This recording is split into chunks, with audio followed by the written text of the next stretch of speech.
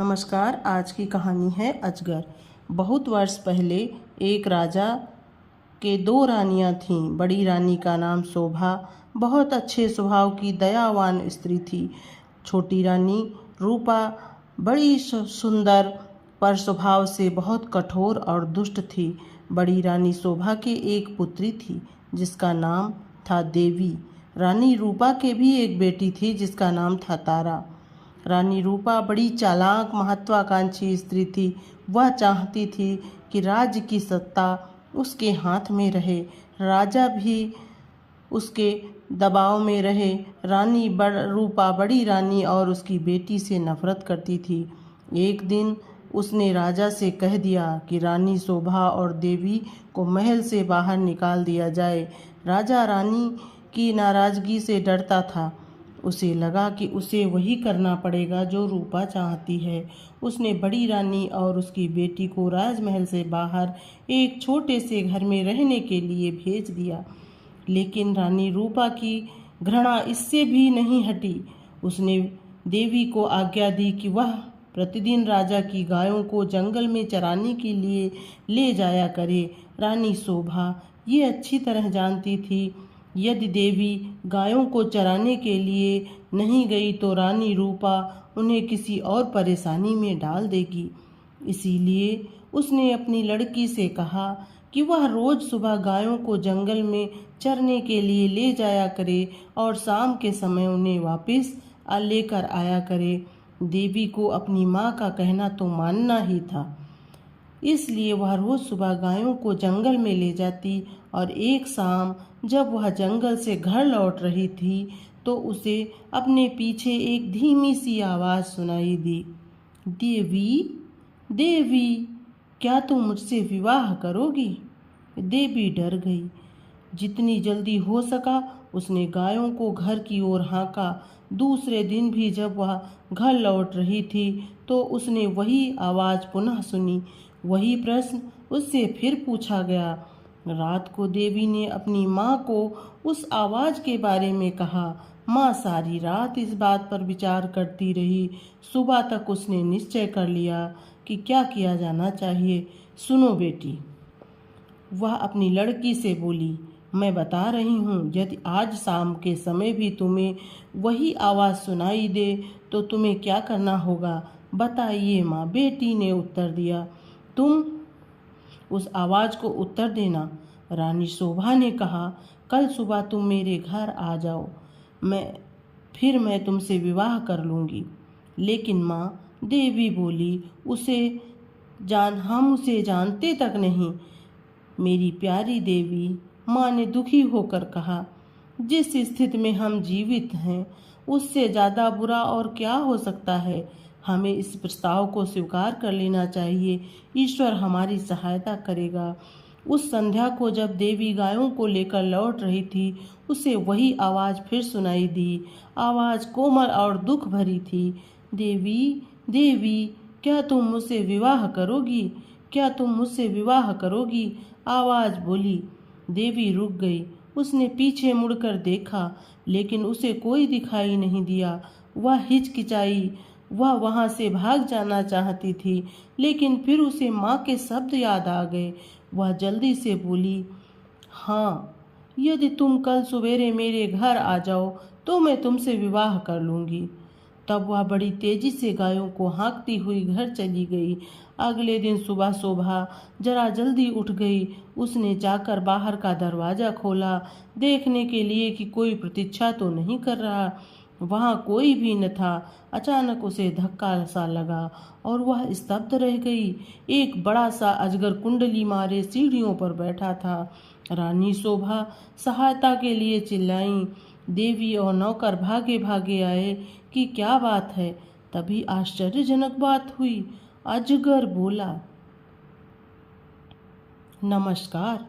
उसका स्वर बहुत विनम्र था। मुझे निमंत्रण दिया गया था इसलिए मैं आया हूँ।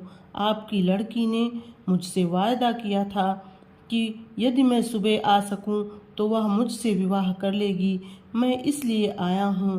रानी शोभा की समझ में नहीं आ रहा था कि वह करे तो क्या करे। उसे तो यही आशा थी कि किसी दिन कोई सुंदर नौजवान उसकी लड़की से विवाह करने आएगा। उसने यह कभी नहीं सोचा था कि वह अजगर होगा। एक नौकर भागकर रानी रूपा के पास गया और उसने सारी घटना बतला दी। रानी यह सुनकर प्रसन्न हुई। वह उसी समय अपने नौकर के साथ रानी शोभा के घर गईं। यदि राजकुमारी देवी ने किसी के साथ विवाह का वायदा किया है, वह बोली, तो उसे अपना वायदा अवश्य निभाना चाहिए। रानी होने के कारण ये देखना मेरा कर्तव्य है कि वह अपना वायदा पूरा करे। उसी दिन विवाह हो गया।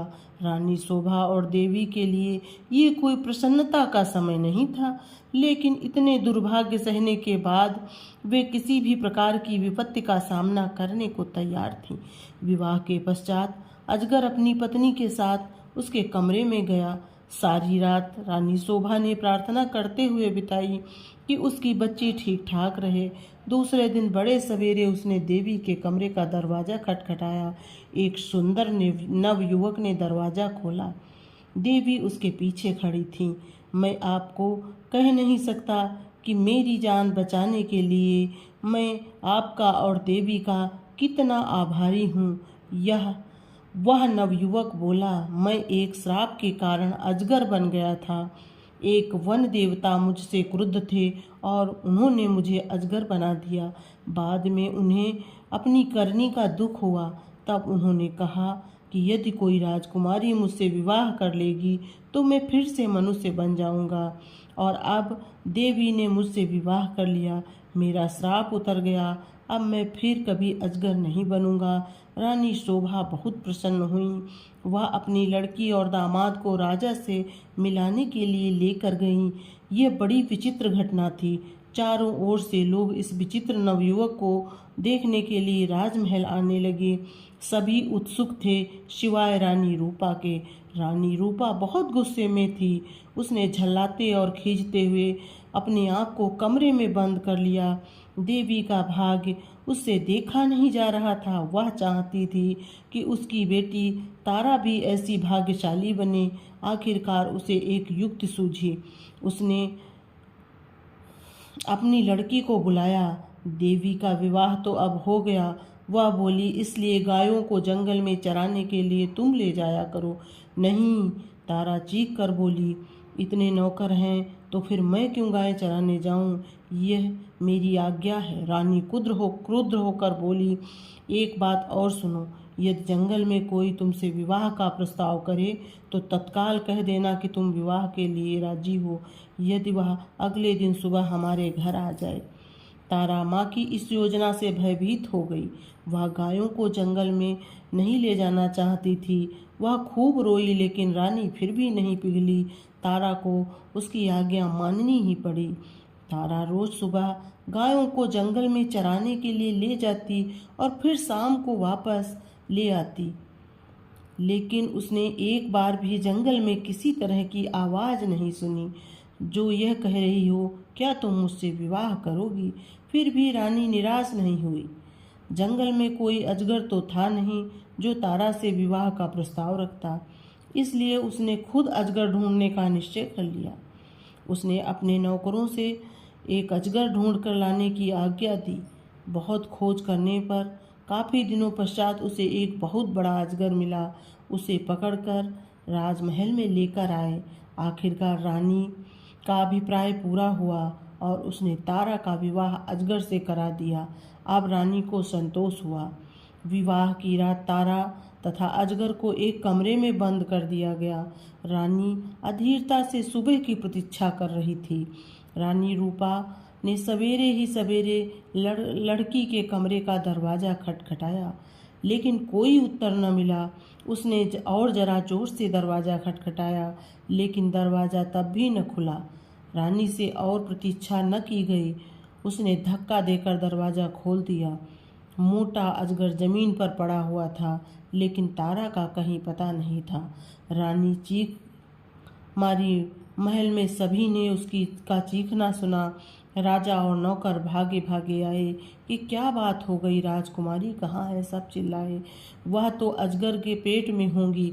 रसोइया बोला, देखो वह कितना मोटा हो गया है। रानी अब बड़ी ज़ोर ज़ोर से रोने लगी। राजा भी रोने लगे। रसोइया अपना सबसे बड़ा चाकू लेकर आया। बोला, यदि वह अब तक जीवित हुई तो मैं राजकुमारी को बचाने की कोशिश करूँगा। उसने अजगर का पेट चीर डाला। तारा अच्छी भली जीवित थी। रसोइयों ने उसे खींचकर बाहर निकाला। वह चीख मारकर अपनी माँ की तरफ भागी। अजगर की मृत्यु हो गई और साथ में रानी रूपा की उस इच्छा की भी कि तारा के विवाह देवी की तरह ही किसी योग्य और संपन्न नवयुवक से हो। Thanks for watching.